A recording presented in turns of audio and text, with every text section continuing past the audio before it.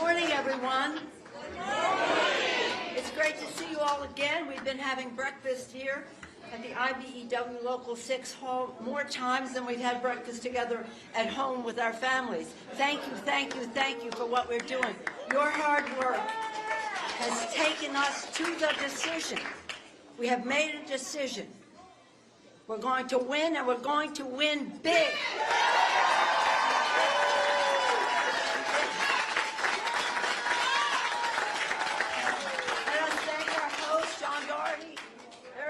John Doherty, our host, again and again. And what an honor it is for us to have the governor and the first partner with us this morning. Welcome to home to San Francisco. So here we are at this moment of truth for America. Other days when we've been here, there's been a sign that says, California will make the difference. And California will make the difference in everything for our country. Amen. Amen. For goodness sake, we must win. For goodness sake, for people to have their health care and not to have the prices increase, and Medicare, Medicaid for people to be pushed off, millions of people pushed off. And again, Medicare, $500 billion taken off. And why? To give a tax cut to the richest people in America. That's not for goodness sake. And now we came into a weekend, on November 1st, when people would start losing their SNAP benefits. They told me not to say SNAP, but to say food stamps. And what did the president do? Had a great Gatsby party at Mar-a-Lago instead of feeding the American people. My colleagues who are here, and Zoe will be introducing them, our colleagues who are here know that we passed a law that is the law that says even in time of government being shut down, the money is there to feed the people on SNAP. The money is there. And he says, well, I got to talk to my lawyers and all this stuff. No, the money is there. It's the law of the land. For goodness sake, when I was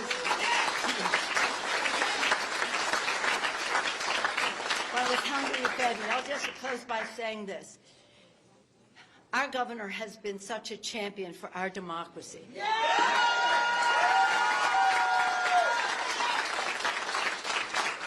I'll have more to say about him later in the program, but I want to thank him for his leadership. Because when Texas did what Texas did, people said, oh, we can't do that. Two no's don't make a right. It isn't two no's. It's self-defense for our democracy.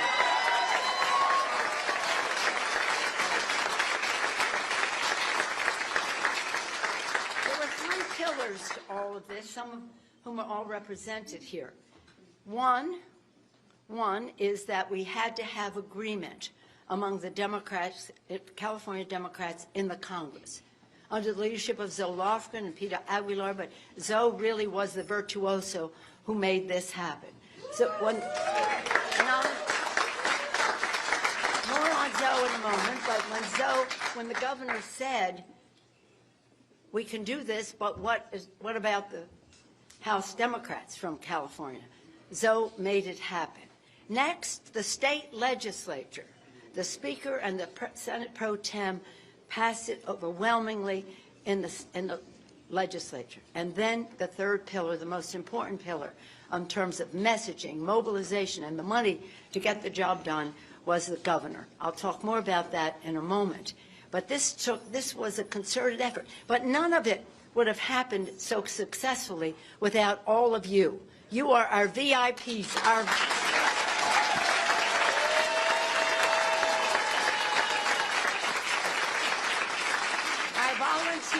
volunteers in politics.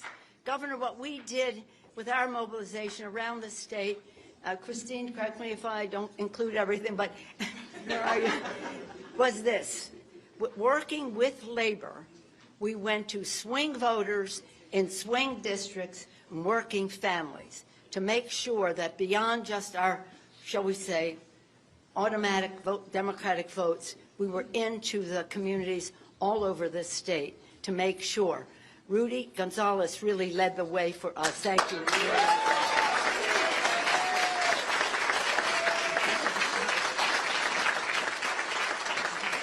It's an honor to be here with each and every one of you, with our colleagues in the Congress, whom Zoe will acknowledge, but I do have to say special recognition to a heroine for all of us, Dolores Huerta.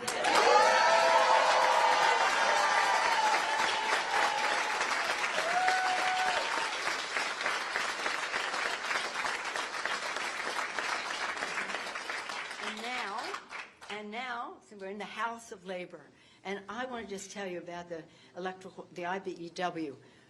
I've worked with them at the local level, international level, and the rest.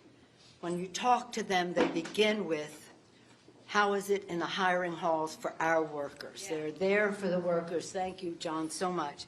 So now it's my honor to present Kim Tagliavini. Kim is the head of San Francisco Central Labor Council.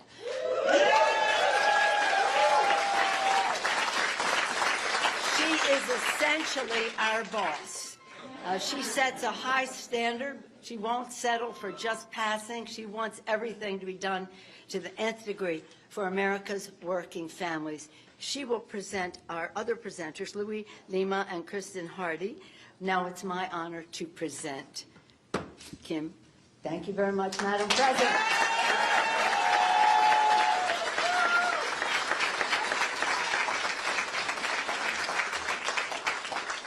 Is labor in the house? Are we going to bring this thing home tomorrow night?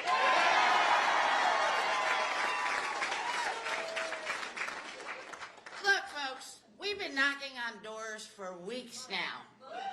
Phone banking, tons of working families across California, letting them know that they have an important decision to make tomorrow about choosing the fate of democracy across the country, because that's what's at stake tomorrow.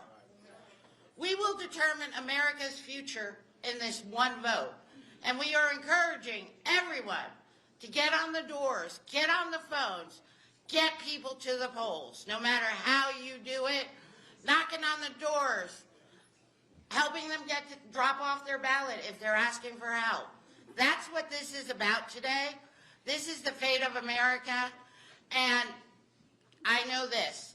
Labor will knock on every door until 8 o'clock tomorrow night.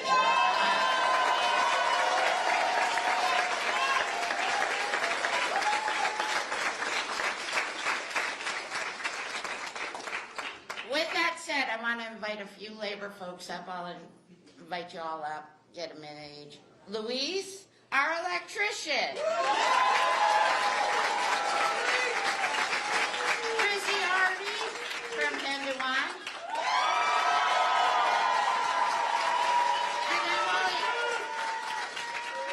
And then we will hear from Dolores Huerta.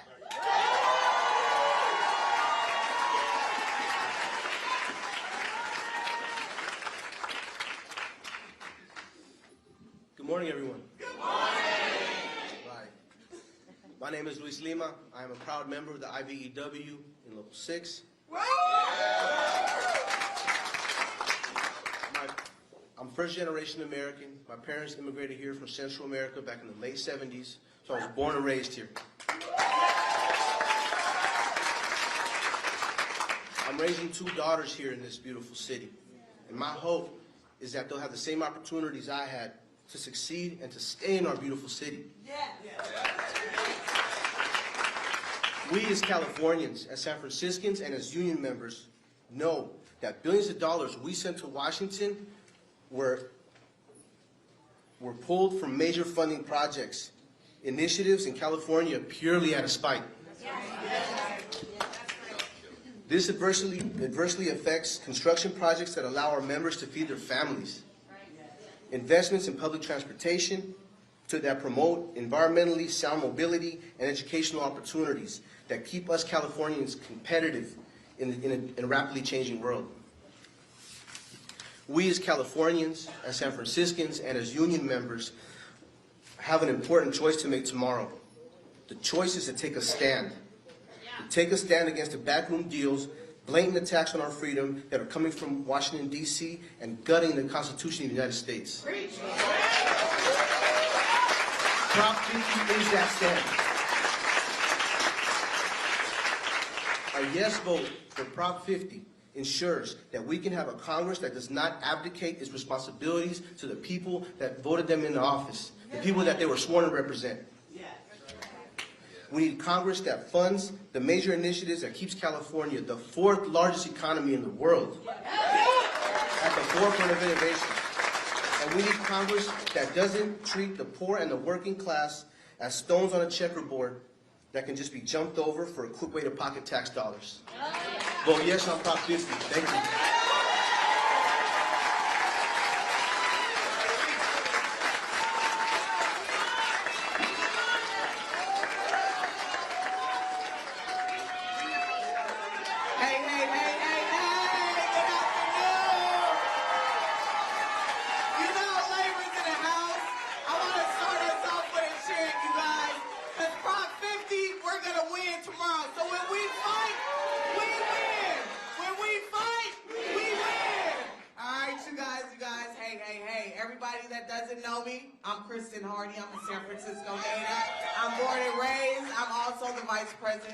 For one of the awesome unions here in Bay Area, Northern California, SEIU, 10 to 1. And I wouldn't be right if I wouldn't recognize my other purple brothers and sisters in the house. I got 2015 up in here.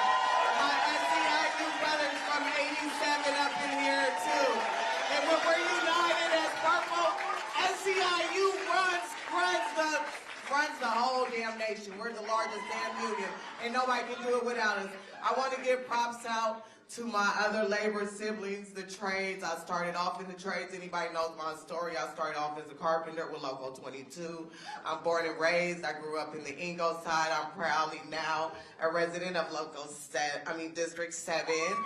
But I want to give a shout out to my labor brothers and sisters, and I want to start with my brother, my big little brother, Rudy Gonzalez. You know, he has stood up for labor, and whether we're sometimes, anybody knows us and that's dealt with San Francisco and labor and politics, yes, sometimes we're on the opposite sides, but at the end of the day, we know how to have a drink and still love each other.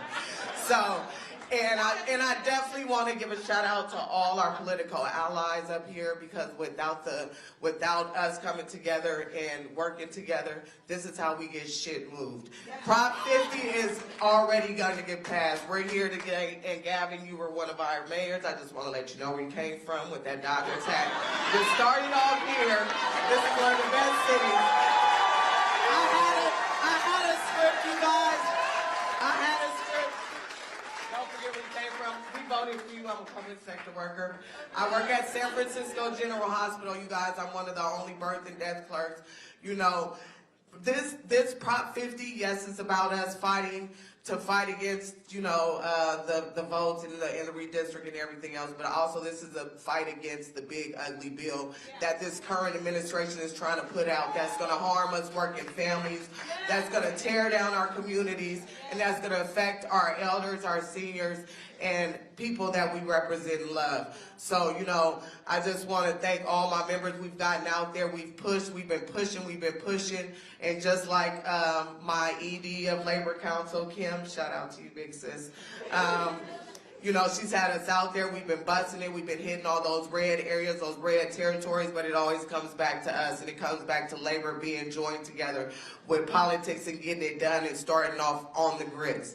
Tomorrow is going to be the day I will be with my assemblyman at his after party, Matt Haney. I'm a delegate. But I love you guys and can't do it without labor in the house. I appreciate the collaboration, all of us coming together. This is a real proud scene right now, seeing all the different unions being represented here. Without this passing, this is a destruction on the working class communities, on the families, and it for sure is going to disaster public services. And without public services, there is no community. So make sure you guys get out and vote tomorrow, yes, on 50.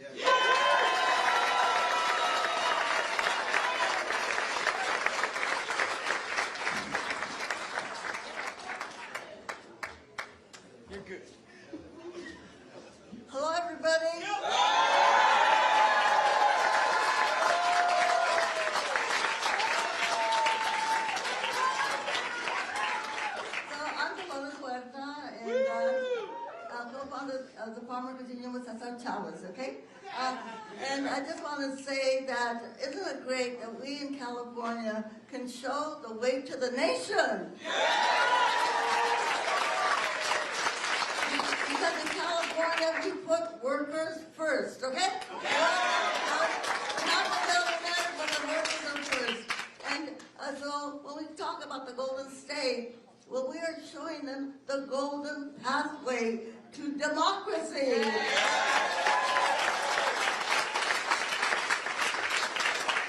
In Proposition 50, we're going to make sure that we have a Congress that puts the working people first and not the billionaires.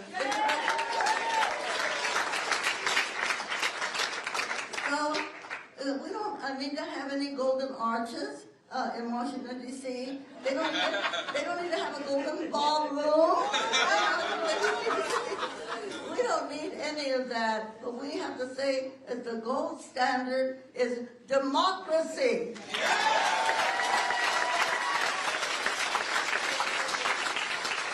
And the Proposition 50 passing, we are going to make sure that we have a Congress that is going to use our tax dollars the way that they should be spent for services, for housing, for medical care, for education, all of the things that we need, and that our money will not go again to the billionaires, but stay with the people of the United States, okay?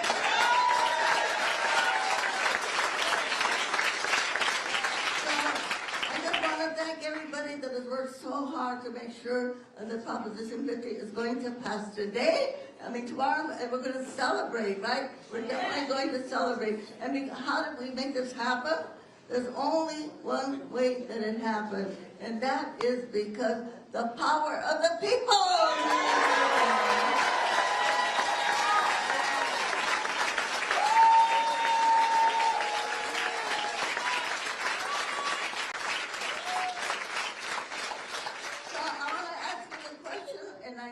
The answer. I'm going to say, what kind of power do we have? And I want to just say a really loud, California power. Who's got the power? California power! Are we going to use our power to make sure that we're going to make democracy work? What do we say? ¿Se puede? Sí se puede! ¿Se puede? Sí se puede! And let's all do it with an organized hand clap. Let's go! Sí se puede!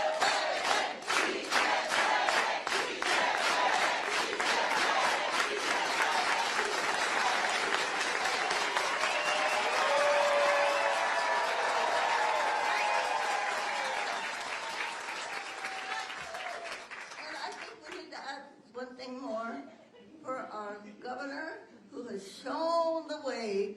Yes. He has shown the way. I want to say a big old Viva Gavin Newsom. Everybody shout a big old Viva. Viva Gavin Newsom! Viva! Viva Gavin Newsom! Viva!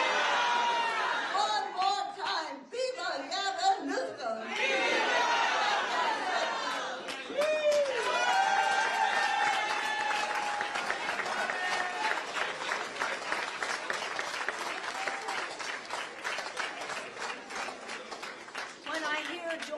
Say the word celebrate, I am reminded that on her 90th birthday, we shouted at Si Se Puede under the Capitol Dome. That's right. As speaker, I was able to have the party for her 90th birthday under the dome of the United States Capitol. Yes. Who better to celebrate than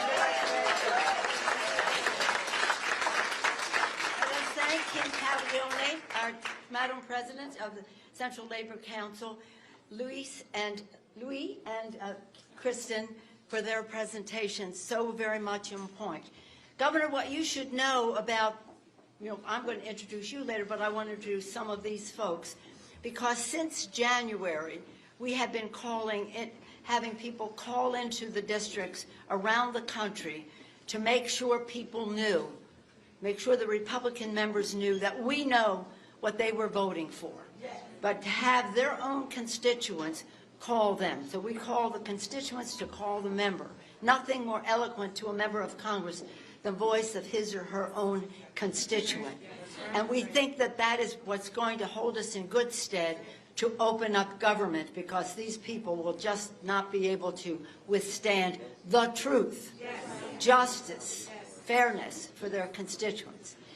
Speaking of members of Congress, I'm very honored now to present the chair of the California Democrats in the Congress. Zoe Lofgren has been a virtuoso, unifying this party for so long and in such an important way.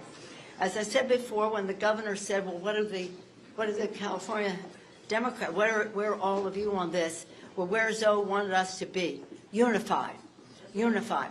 Now, do I have to tell you that sometimes redistricting does not bring out the best in all of us? Is that not right? However, with Zoe's gentle touch, now imagine if we're going to create 5 new seats, that means California Democrats have to give up Democrats from their own districts to do that. That takes mastery. That takes Zoe Lofgren. Yes. And she just was so respectful, patient, informative, just showing the way. And she's done that in so many aspects of our work, but this was a mighty challenge. And I know my colleagues will agree that we would not be in the position we are in right now without the great leadership of Zoe Lofgren. Zoe Lofgren.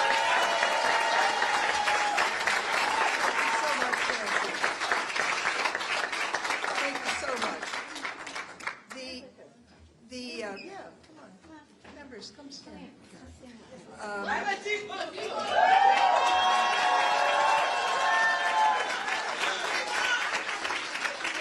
Trump and the Republicans have harmed our people.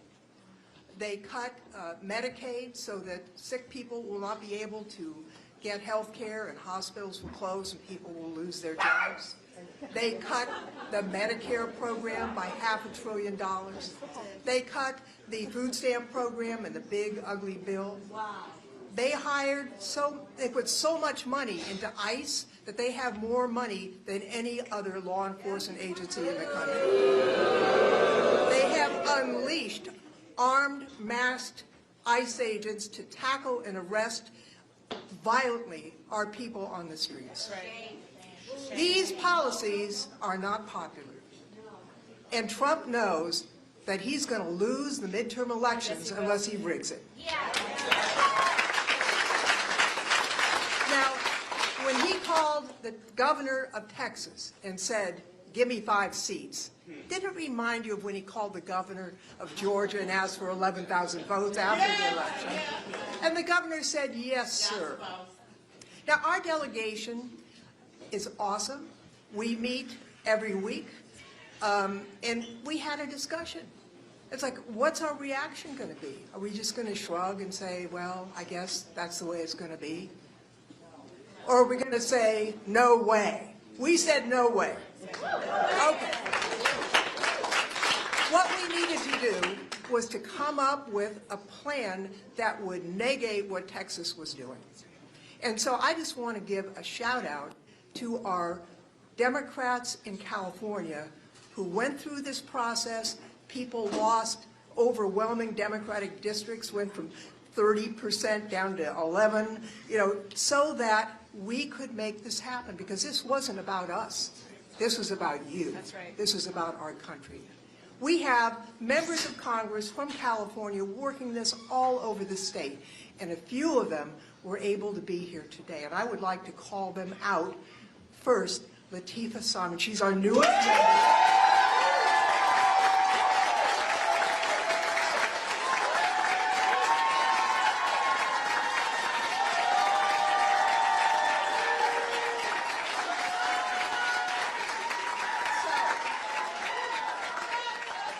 Lateefah, who follows the incredible Barbara Lee, yes, has been out working. I think she went to every church that would let her in yesterday, dozens and dozens, and she's going to be working until the polls close at 8 tomorrow. She is awesome. Thank you, Lateefah, for being a member.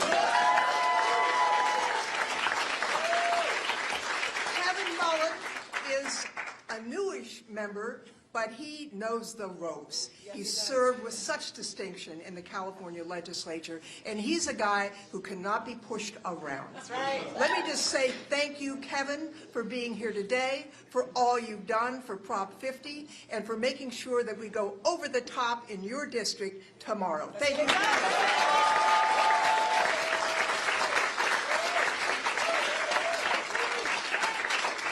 And we have Eric Swalwell.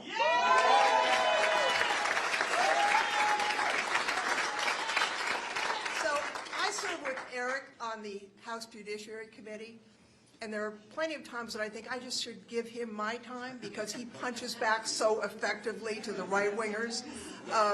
He is going up, to, I guess, tonight to Folsom, to Kevin Kiley's district, to make sure they understand what the story is. Thank you, Eric, for all you do, for all you've done on this, and taking on the administration. You know, if we win, and I think we will tomorrow, this is not the end. This is the beginning. It doesn't mean we will get 5 seats. It means we have an opportunity to win 5 seats. So I want to thank you, all of you, for what you have done so far, but even more for what you're going to do next after our victory tomorrow.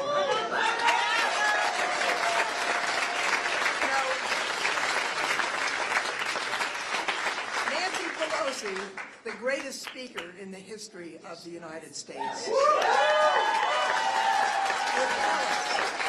would tell us this.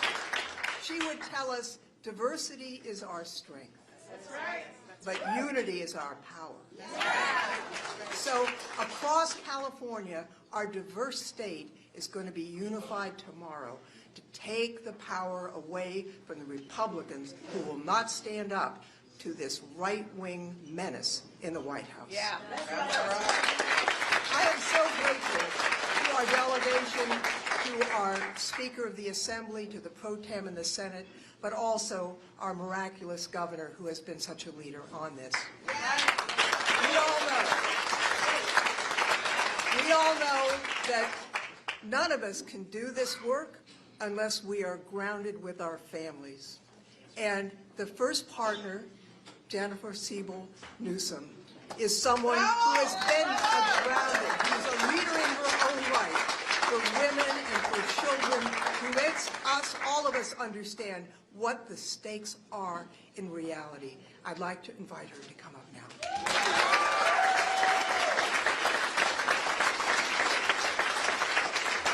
Can we give another round of applause, please, for Zoe Lofgren and all of the speakers before us today? And of course, for our friend, the incomparable Speaker Emerita, Nancy Pelosi. Hello, California. It is so good to be here with all of you today. I love this state. You can feel the bounty of California's love, strength, and spirit in this very room. And when I look out at all of you, I really see it. I see the organizers, the canvassers, the phone bankers, the folks knocking on doors come rain or shine. You are the heartbeat, the real heroes in this fight for our democracy. And we are immensely grateful to all of you. I am a proud Californian, wife to our fearless leader, Gavin Newsom, and mother to our 4 incredible children. And I will tell you right now, I will not raise my children to think Donald Trump is an acceptable American leader.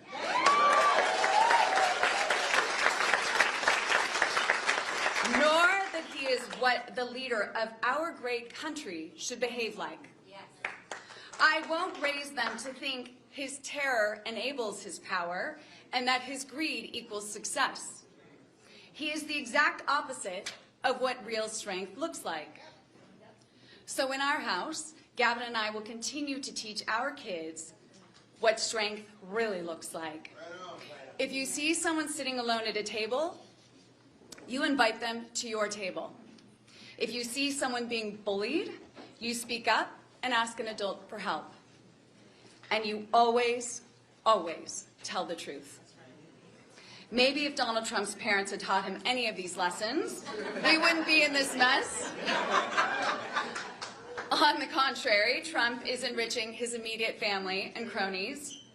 He is stripping away our rights and our democracy.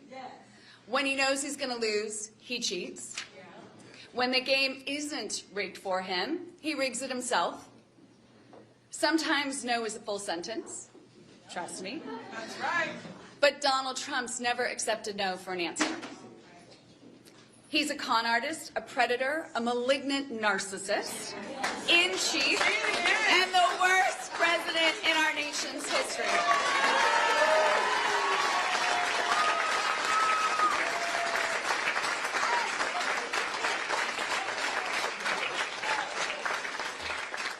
This state, heck, my household, will not let that stand. And I know you all won't either. There is too much at stake. We refuse to raise our children to kowtow to a man who preys on fear, who terrorizes women, children, the LGBTQ community, and immigrants, who threatens and robs us of our hard-earned freedoms, a man who disrespects our veterans and mocks our disabled, who strips health care and SNAP benefits from families who need them most, who sends the National Guard onto our streets to intimidate and silence our neighbors because of the color of their skin, who celebrates his secret ICE police kidnapping and tearing our families apart? No, we will raise our kids to revere and celebrate the opposite, to see the humanity in each other, to love thy neighbor, to uplift our underserved, to support their communities, to speak the truth even when the truth hurts, to know that doing what is right is what really matters and actually makes you strong.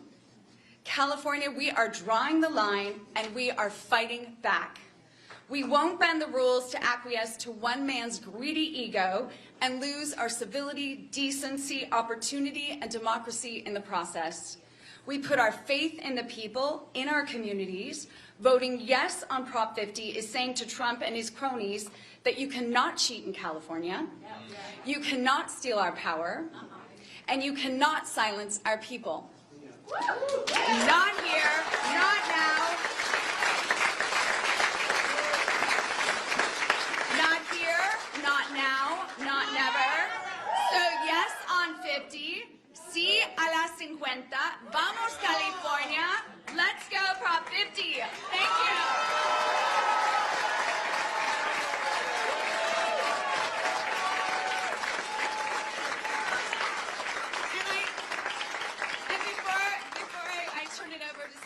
Emerita Pelosi, I just want to say, I'm so proud of you, Gavin.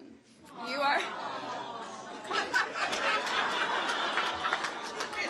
I love you. It's what you are doing and have done in partnership and in community with all of you. It takes courage. It takes bravery.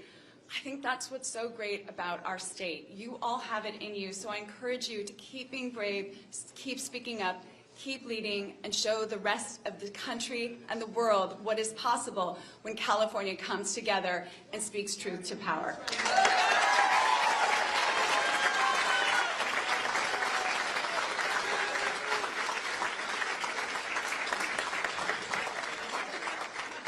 I think you will all agree that that was the best possible introduction of the governor. But just to introduce the governor to all of you, or you to all of the governor. Governor, since January, as I mentioned before, since January, our folks have been on the phone talking about saving health care, saving health care, saving health care. We quoted Martin Luther King, of all forms of inequality, the most inhumane is depriving people of health care because people could die. So again, for goodness sake, they have been calling all around the country, as I mentioned earlier. Now we switched gears to yes on 50 because that is the path that we have. So what I would say, well, just listening to I would say first partner, but to Jennifer, it's clear that this governor has a vision for our country. He has knowledge of our country and our state. The state of California, the fourth largest economy in the world. Gavin manages that way. That was with great dignity. He has strategic thinking about how to get things done, and that is what has brought us together here. When this opportunity occurred, Gavin had a plan. He's a man with a plan, and that's what brings us here today. But with Jennifer, with the first partner here, thank you, Jennifer, for your beautiful words, and you spelled out some of the atrocities in Washington, D.C. We don't agonize, we organize, we unionize.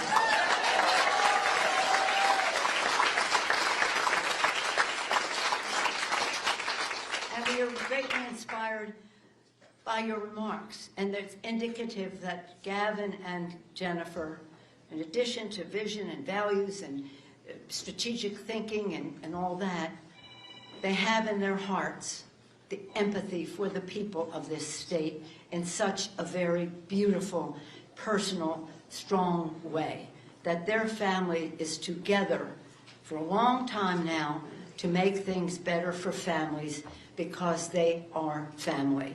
And we're so proud of both of you. I think Gavin, having Jennifer here, says something so eloquent, in addition to her words, but just her presence here says so strongly how much you care about this state. For goodness sake, let us all welcome our great, wonderful, fabulous San Franciscan.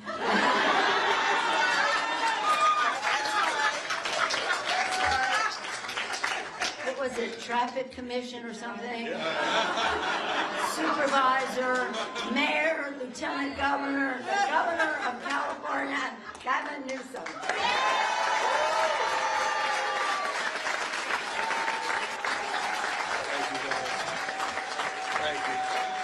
Thank you, everybody. Thank you, everybody, for being here. I appreciate it. Thank you, guys. Thank you. Thank you, everybody. All right. I'm mindful of your time, and so I don't want to spend too much time. But I do want to pick up a little bit. You know, it was interesting. A few of you, when Jen was speaking, and Jen, thank you for being here. I appreciate what Madam Speaker, you said about Jen. What touched me is a number of you were tearing up. I saw a few of you. And it's just a reminder of why we're here. I mean, sort of distilling down all the nice words that were spoken and whatever I may say after this sort of essence of this moment. And how anxious we all feel. How stressed you all are. How fearful many of us are. You know, I look out at this audience here with Dolores Huerta. Communities,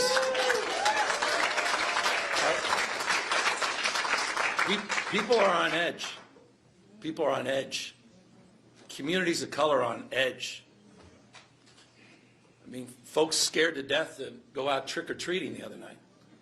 Scared to walk their dogs, go to a playground, go to a park, go to a loved one's funeral because they might be disappeared on the basis of what they look like, where they congregate, the language they speak. In the United States of America today, you heard the notion of a private police force that appears to have taken an oath of office to the President of the United States, not to the United States Constitution. You heard Zoe talk about the fact that they're going to reinforce the number of personnel by over 10,000. Will be the largest private police force anywhere in the world. That's happening today in the United States of America, today in the United States of America, in our state, in the state of California, in Illinois, in places like Oregon. Today, the military are on American soil, American cities, not overseas. We had 700 active duty Marines sent to the second largest city in the United States of America. We saw 4,000 National Guard federalized here in the state of California.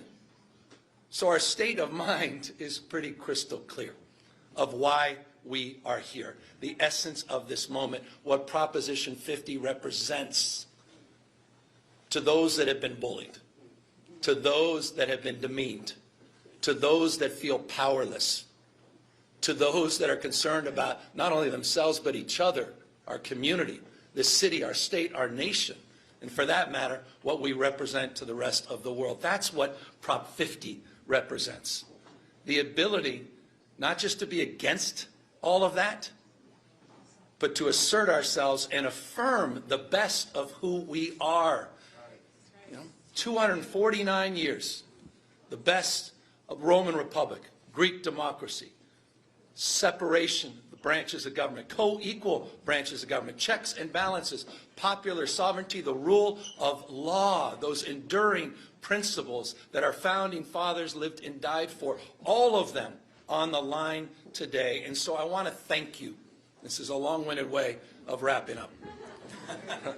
I want to thank you for standing on this line at this moment. Prop 50 is not about drawing lines on a map. It is about holding the line to what makes us who we are. And so, to all of you that have worked so hard over the course of the last number of months to put this together, to the extraordinary Zoe Lofgren, Nancy Pelosi is absolutely right. What you were able to accomplish in just a matter of weeks to get these maps up and to organize the largest Democratic congressional delegation anywhere in the United States was masterful. A big round of applause to Zoe Lofgren and the extraordinary work she did and the members of Congress. To Nancy Pelosi, you know what's the difference? You know the difference at the end of the day? Some people get it, but they don't get things done. Some people go off and they talk about the way the world should be, but they don't do anything to damn manifest it. The difference is Nancy Pelosi doesn't go out to try to make points. She makes a difference, and we are building that legacy with Proposition 50. So Nancy, thank you for your inspiration. Thank you for your work. Thanks for allowing us to build on that. To John, and I had a lot of debates in this room, so I got a little PTS, John, coming back home. But I am back home, and I appreciate Nancy referencing that. This wacky and wonderful city of yours, San Francisco, that was best described as 49 square miles surrounded by reality. I think it is the best way to describe it, but you know what? What makes you special is what makes our state special, is that we don't tolerate our diversity, we celebrate our diversity. We unite around the things that bind us together. And that's a point of pride. So it's great to be back here. And I'll just conclude with this. Jen said it, other speakers said it. Donald Trump is nothing more than weakness masquerading as strength. Why else do you need to make a phone call to Greg Abbott in the middle of the midterm redistricting, unless you're weak? You saw today, Donald Trump one-upped himself. Historic president. Historically unpopular president. The most unpopular since his first term. He's underwater in every key category. He knows he's going to lose the midterm elections, period, full stop. That's why he made the call to Greg Abbott saying he's entitled to 5 seats. That's why he sent J.D. Vance to Indiana. That's why he moved them to make the decision they did in Missouri. That's why they moved in North Carolina. These guys are not screwing around. But I'll end on this. They did not expect California. They did not expect all of you. They thought we were going to write an op-ed, have a candlelight visual, maybe do a rally.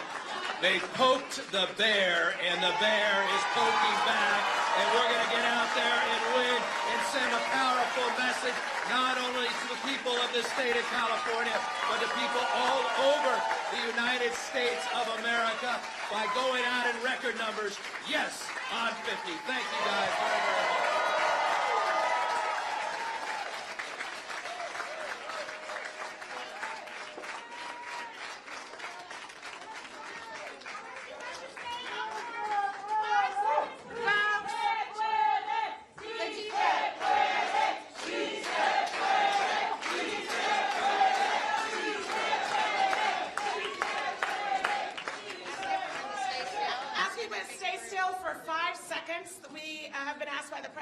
Wanted to just take a picture of the stage and a picture of your beautiful faces. Give us 5 seconds.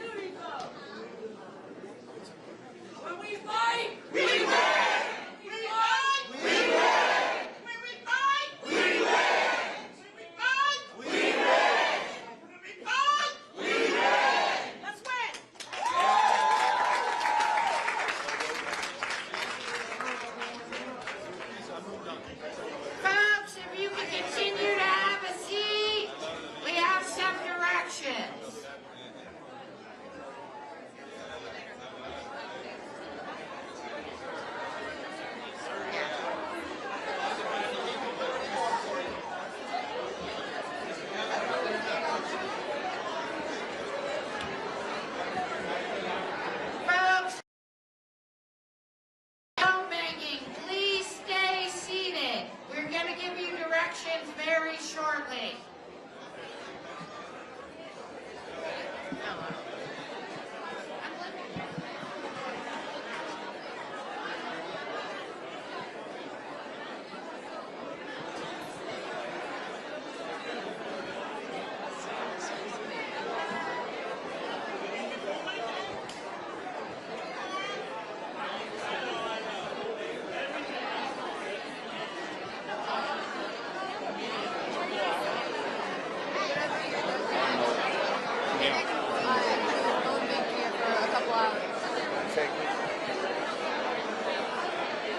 Check on